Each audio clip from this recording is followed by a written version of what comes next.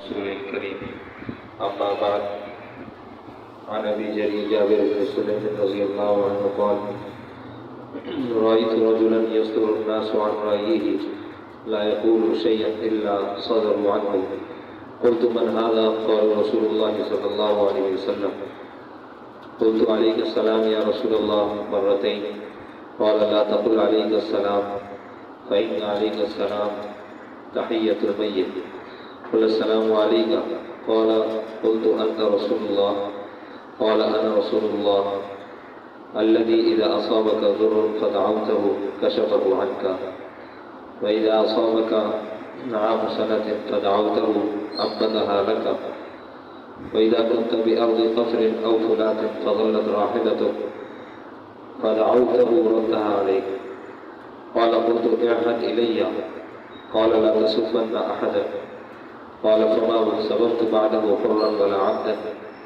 ولا بعيرا ولا شاة ولا تحذرن شيئا من المعروف وإن تكلم أخاك وأنت منبسط إليه وجهك إن ذلك من المعروف وارفع إزارك إلى نصف الساق فإن بيت فإلى الكعبين وإياك وإسبال الأذان فإنها من البخيلة وإن الله لا يحب البخيلة وإن امرؤ شتمك أو عيرك بما يعلم فيك فلا تعيره بما تعلم فيه فإنما وبال ذلك عليه. عن ابی جریر جابر بن سلیم صحابی ہیں، فرماتے ہیں کہ پہلی دفعہ جب میں حضور علیہ السلام کے پاس آیا اس کا احوال ذکر کرتے ہیں کہ جب میں آیا تو میں پہچانتا نہیں تھا کہ کون رسول ہے، تو میں نے دیکھا کہ بعض لوگ جو ہے وہ ایک صاحب ہیں ان کی طرف بڑھتے جاتے ہیں، ان کی طرف بیٹھنے کے لیے آگے بڑھنے کے لیے ایک دوسرے سے سبقت کرتے ہیں، اور اگر وہ کوئی بات کہتے ہیں تو سب لوگ اس بات پر مطمئن ہو جاتے ہیں۔ تو میں نے پوچھا کہ یہ کون ہے؟ تو لوگوں نے بتایا کہ اللہ کے رسول ہیں۔ تو میں نے کہا علیک السلام یا رسول اللہ، 2 مرتبہ یہ کہا۔ تو آپ نے فرمایا علیک السلام مت کہو، یہ علیک السلام میت کو سلام بھیجنے کا طریقہ ہے، بلکہ تم السلام علیکم کہو۔ میں نے کہا کہ آپ اللہ کے رسول ہیں۔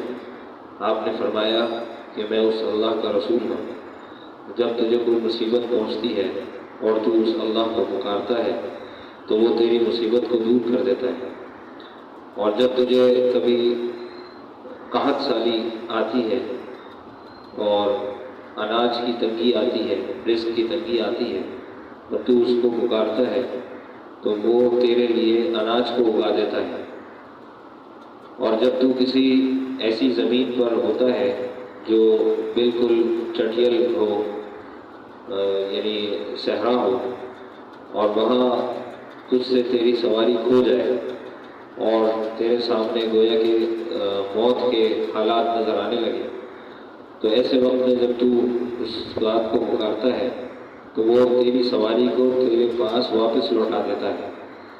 گویا کہ یہ ساری ایسی صفات ہیں جس میں اللہ کے ساتھ کوئی شریک نہیں ہے، یعنی ایسی حالت میں جب اس کے سامنے اللہ کے سوا کوئی سہارا نہیں ہوتا، وہ دل سے اللہ کو پکارتا ہے تو اللہ تعالیٰ اس کی مراد پوری کر دیتے ہیں۔ پھر فرمایا حضرت جابر بن سلیم رضی اللہ عنہ نے کہ اللہ کے نبی آپ مجھے کوئی نصیحت کریں، تو آپ نے جو پہلی نصیحت فرمایا لا تسبن احدا، کسی کو گالی مت دینا۔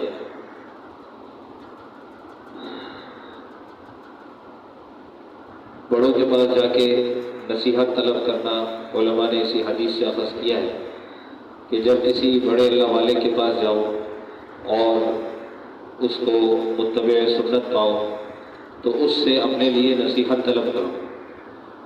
ایسے موقع پہ جو وہ نصیحت کریں گے اللہ تعالیٰ ان کے دل میں وہ بات ڈالیں گے جو مخاطب کے لیے بہتر ہوگی اور اس کے لیے اس میں خیر بھری ہوئی ہوگی۔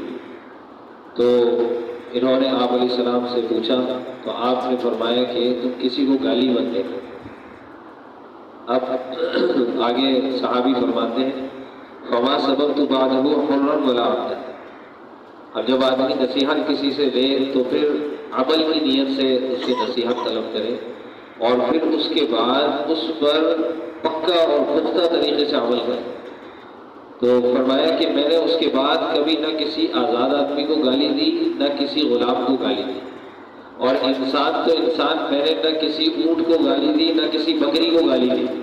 عام طور پہ اونٹ اور بکریاں چرائی جاتی تھی اس وقت، تو ظاہر ہے جانور تنگ کرتا ہے، پریشان کرتا ہے آدمی کو، تو پھر آدمی غصے میں جو ہے وہ برا بھلا کہنا شروع کر دیتا ہے.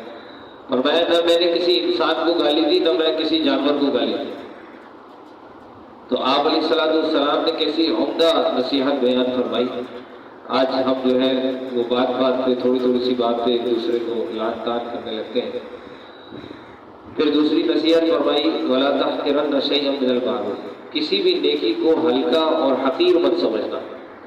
کوئی بھی انسان کوئی بھی نیکی کرتا ہے یہ محض اللہ کی توفیق سے کرتا ہے، اپنا کمال نہیں ہے. انسان ہم سے زیادہ باصلاحیت لوگ اور طاقتور لوگ اور جو ہے وہ دماغی اعتبار سے انتہائی قوی لوگ، جان کے اعتبار سے، جسمانی اعتبار سے مضبوط لوگ ہمیں دنیا میں بہت سارے نظر آتے ہیں جن کو اللہ تعالیٰ کی طرف سے اعمال صالحہ کی توفیق نہیں ہوتی.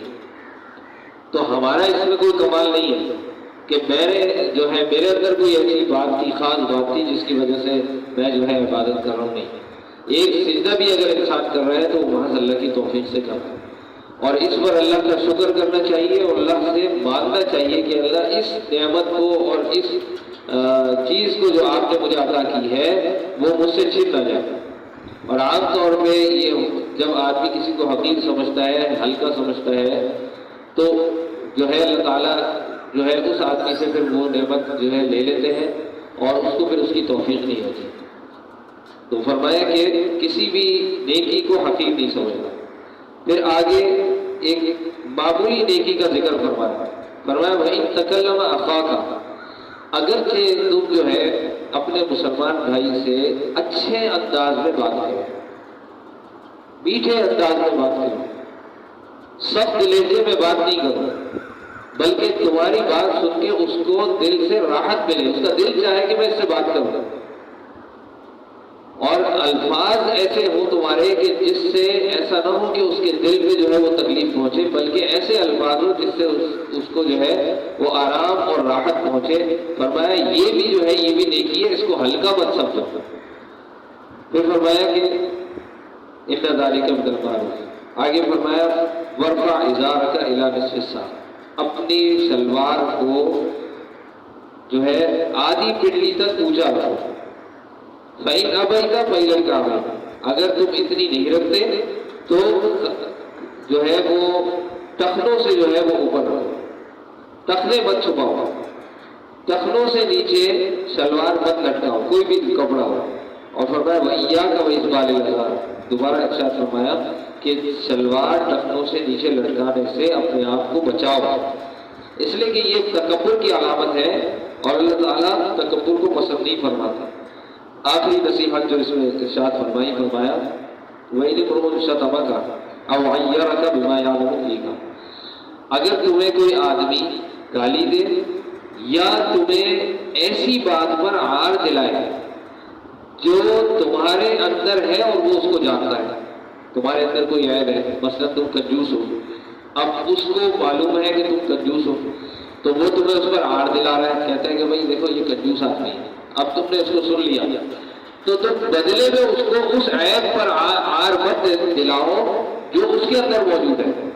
جیسے اس نے تمہیں کنجوس کہا تو اس کو جواب میں کہہ دیا کہ بھائی یہ تو بد زبان ہے، یہ تو اس کے اندر تو فلاں برائی ہے. اور میں ایسا نہیں کروں.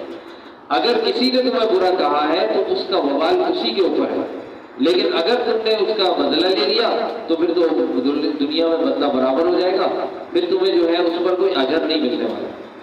تو یہ آپ علیہ السلام کی احادیث ہے جس میں سب سے پہلی نصیحتیں ہیں. اس میں سب سے پہلی نصیحت یہ فرمائی کہ کسی کو برا مت کہو. آج ہم چھوٹی چھوٹی باتوں پہ ایک دوسرے کو برا کہتے ہیں. کوئی سیاسی اختلاف آج کل جو ہے بہت زیادہ بڑھ چکا ہے، جس کی بنیاد پر ہم طرح طرح کی باتیں ایک دوسرے کے لیے کرتے ہیں. کیا یہ شرعن جائز ہے؟ اسی کو غیبت کہا جاتا ہے، جس کے بارے میں سخت جو ہے وہ الفاظ احادیث کے اندر آتے ہیں کہ تم جو ہے غیبت کا جو ہے وہ جو گناہ ہے وہ انتہائی زیادہ شدید ہے۔ یہاں تک قرآن پاک میں فرمایا کہ یہ تو ایسا ہے جیسے اپنے مسلمان بھائی کا گوشت کھا رہے۔ تو غیبت تو کہتے ہی اس کو ہے جو مسلمان کے کسی آدمی کے اندر کسی مسلمان میں موجود ہو اور اس کے بارے میں کہا جائے کہ جو ہے فلاں آدمی ایسا ہے۔ غیبت اس کو نہیں کہا جاتا کہ ایک آدمی کے اندر موجود نہیں ہے اور اس کے بارے میں کہا جائے کہ یہ جو ہے ایسا آدمی ہے، وہ تو بہتان ہے، پھر جھوٹ بھی اس کے اندر شامل ہو جاتا ہے۔ تو اس لیے ہم جو ہے اپنی جو ہے وہ حفاظت کریں اور آپ علیہ السلام کی ان احادیث کو سامنے، نصیحتوں کو سامنے رکھیں۔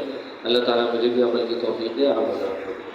الحمدللہ رب العالمین والعاقبۃ للمتقین والصلاۃ والسلام علی سید الانبیاء والمرسلین اللهم انا نسألك الهدى والتقى والعفاف والغنى ربنا تقبل منا انك انت السميع العليم وتب علينا انك انت التواب الرحيم صلی اللہ تعالی علی خیر خلق محمد وعلى اله وصحبه اجمعین برحمتک یا